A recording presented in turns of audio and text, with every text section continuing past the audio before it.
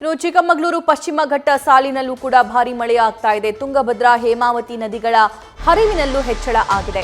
ಇನ್ನು ಮಳೆಯಿಂದಾಗಿ ಕಪ್ಪೇಶಂಕರ ದೇವಾಲಯ ಮುಳುಗಡೆಯಾಗಿದೆ. ದೇವಸ್ಥಾನದ ಮೀನುಗಳಿಗೆ ಆಹಾರ ಹಾಕುವಂತಹ ಸ್ಥಳಕ್ಕೆ ನಿರ್ಬಂಧ ವಿಧಿಸಲಾಗಿದೆ.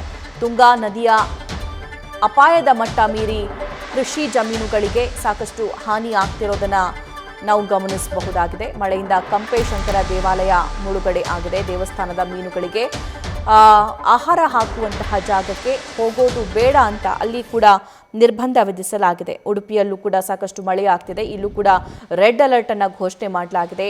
ನದಿ, ತೊರೆ, ಹಳ್ಳ, ಕೊಳ್ಳ ಎಲ್ಲವೂ ಕೂಡ ಉಕ್ಕಿ ಹರಿಯುತ್ತಿರುವಂಥ ದೃಶ್ಯ ಗಮನಿಸ್ತಾ ಇದ್ದೀರಿ.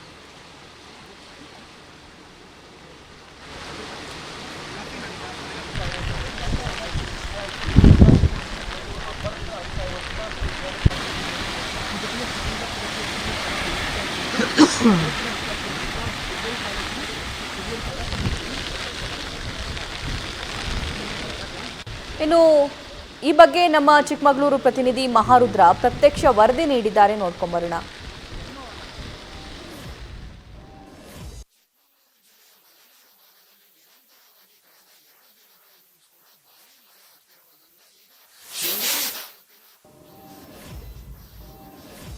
ದಿನಗಳಿಂದ ಕೂಡ ಭಾರಿ ಮಳೆ ಆಗ್ತಿರುವುದರಿಂದ ಈಗ ಶೃಂಗೇರಿ ತಾಲೂಕಿನ ತುಂಗಾ ನದಿ ಒಂದು ಪ್ರವಾಹವನ್ನು ಸೃಷ್ಟಿ ಮಾಡಿರುವಂಥದ್ದು. ಈಗಾಗಲೇ ತುಂಗಾ ನದಿಯನ್ನು ನೀವು ನೋಡ್ತಾ ಇರ್ಬೋದು. ತುಂಗಾ ನದಿಯಲ್ಲಿ ಪ್ರವಾಹ ಉಂಟಾಗಿರುವುದು. ಈಗಾಗಲೇ ತುಂಗಾ ನದಿ ಏನಂದರೆ ಪಶ್ಚಿಮ ಘಟ್ಟದ ಏನಂದರೆ ಋಷ್ಯಶೃಂಗ ದೇವಸ್ಥಾನದ ಭಾಗದಿಂದ ಹರಿದು ಬರುವಂತಹ ತುಂಗೆ ಒಂದು ಭಾರಿ ವೀರಾವೇಶದಿಂದ ಹರಿತಾ ಇರುವುದು. ಈಗಾಗಲೇ ಶೃಂಗೇರಿ ಮಠದಲ್ಲಿ ಏನಂದರೆ ತುಂಗಾ ನದಿಯ ಸಮೀಪ ಬಂದು ಇಲ್ಲಿ ಮೀನುಗಳನ್ನು ವೀಕ್ಷಣೆ ಮಾಡುವಂಥ ಜಾಗ ಇದೆ. ಆ ಮೀನುಗಳ ವೀಕ್ಷಣೆ ಮಾಡೋಕ್ಕೆ ಈಗ ಪ್ರವಾಸಿಗರಿಗೆ ಮತ್ತು ಭಕ್ತರಿಗೆ ಮಠ ನಿರ್ಬಂಧನೆಯನ್ನು ಹೇಳಿರುವಂಥದ್ದು. ಈಗಾಗಲೇ ಮಠದ ಸಿಬ್ಬಂದಿ ಕೂಡ ಅಲ್ಲಿ ಕಾರ್ಯವನ್ನು ಮಾಡಿ ಇಲ್ಲಿ ಯಾರೂ ಕೂಡ ಬರದ ಹಾಗೆ ತಡಿಲಿಕ್ಕೆ ವ್ಯವಸ್ಥೆಯನ್ನು ಕೂಡ ಈಗಾಗಲೇ ಮಾಡ್ತಾ ಇರುವಂಥದ್ದು. ಕಳೆದ 2-3 ದಿನಗಳಿಂದಲೂ ಕೂಡ ನಿರಂತರವಾಗಿ ಮಳೆ ಸುರಿಯುತ್ತಿರೋದ್ರಿಂದ ತುಂಗಾ ನೀರು ಏನಂದರೆ ನೀರಿನ ಮಟ್ಟ ಕ್ಷಣಕ್ಕೂ ಕೂಡ ಹೆಚ್ಚಾಗ್ತದೆ. ಈಗಾಗಲೇ ಶೃಂಗೇರಿ ಮಠದ ಗುರುಭವನ ಇದೆ. ಗುರುಭವನ ಹೋಗುವ ಈ ರಸ್ತೆಯಲ್ಲೂ ಕೂಡ ಈಗ ಗುರುಭವನಕ್ಕೆ ಭಕ್ತಾದಿಗಳು ಹೋಗ್ತಾ ಇದ್ದಾರೆ.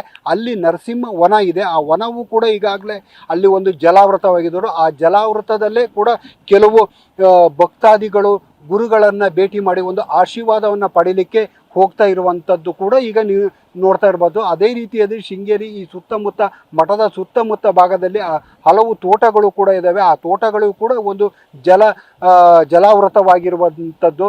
ಈ ಒಟ್ಟಾರೆಯಾಗಿ ಏನಂದರೆ ಶೃಂಗೇರಿಯ ತುಂಗಾ ನದಿ ರಭಸವಾಗಿ ಹರಿತಿರುವುದು. ಕೆಲವು ಪ್ರವಾಸಿಗರಿಗೆ ಇಲ್ಲಿ ಬರಲಿಕ್ಕೂ ಕೂಡ ಆಡಳಿತ ಮಂಡಳಿ ನಿರ್ಬಂಧ ಹಾಕಿದೆ. ಯಾವುದೇ ಮುಂಜಾಗ್ರತಾ ಕ್ರಮವಾಗಿ ಏನಾದ್ರು ಅನಾಹುತ ಆಗ್ಬೋದು ಅಂತ ಹೇಳಿ ಇಲ್ಲಿ ಯಾರಿಗೂ ಕೂಡ ಅವಕಾಶವನ್ನು ಮಠದ ಮಾಡಿಕೊಡ್ತಾ ಇಲ್ಲ.